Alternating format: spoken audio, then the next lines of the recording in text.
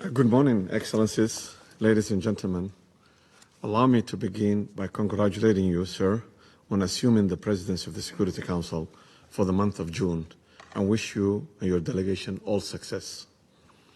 I also commend the permanent representative of the brotherly country of Mozambique for his leadership at the helm of the Council last month.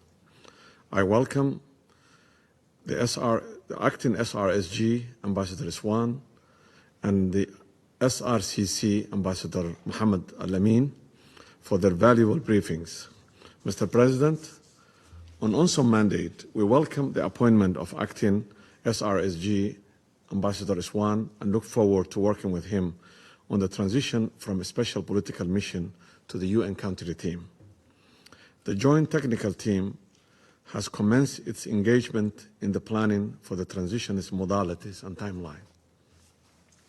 Mr. President, inclusive politics is at the heart of all meaningful change as Somalia strives toward the attainment of good governance, community cohesion, and sustainable development underpinned by the common ownership and joint responsibility.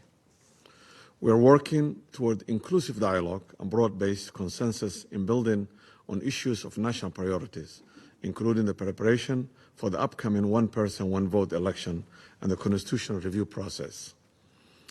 The Somali federal government is committed to effectively delivering free, fair, and credible elections, which provide representation to all people of Somalia.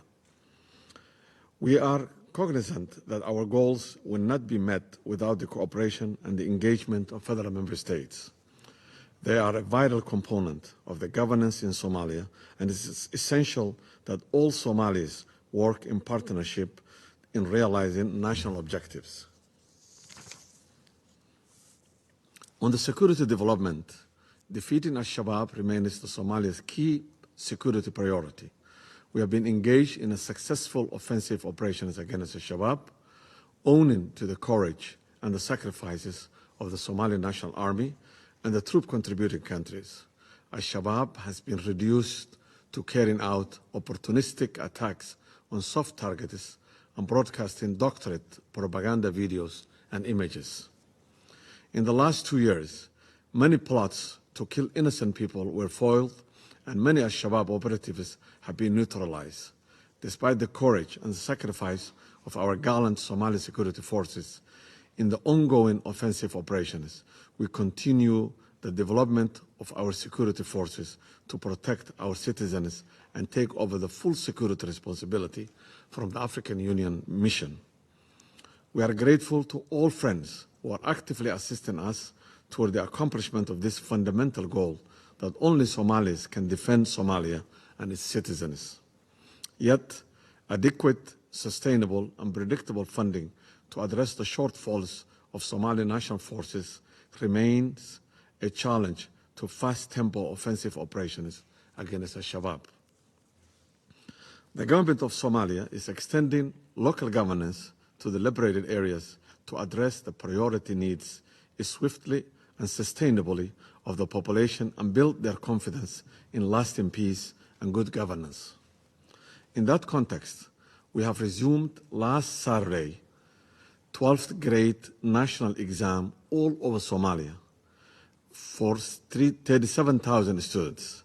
This is a major progress toward the consolidation of peace and development, in particular for the city of Las Anot in the northern region, which suffered last year from 8 months of brutal terror, indiscriminate killing, and bombardment, causing destructions of schools and disruptions of all academic activities. On the security transition, we have completed Phase 1 and Phase 2, while Phase 3 is underway to be finalized by September, despite the unnecessary disruption caused by Ethiopian forces. They have unilaterally altered handovers and withdrawal from FOPs situated in the front line of the al-Shabaab fight without prior coordination with the federal government of Somalia. On the other hand, in the last weeks, non-ATMIS Ethiopian troops illegally crossed our borders from different locations, engaging in confrontation with the Somali security forces. In light of this circumstance, Somali government has to postpone the transition to September and engage with AU on a timely, orderly drawdown of Phase 3. Somali government's caution that the Council about the implementation of these destabilizing actions in Somalia and the wider region, Somalia reaffirms its commitment to respecting the principles enshrined in the UN Charter and good neighborliness, and we expect Ethiopia to do the same by reconsidering its memorandum of misadventure without any further delay. I thank you. I thank the representative of Somalia for their statement. There are no more names inscribed on the list of speakers, and I invite Council members to informal consultations to continue our discussion on the subject. The meeting is adjourned.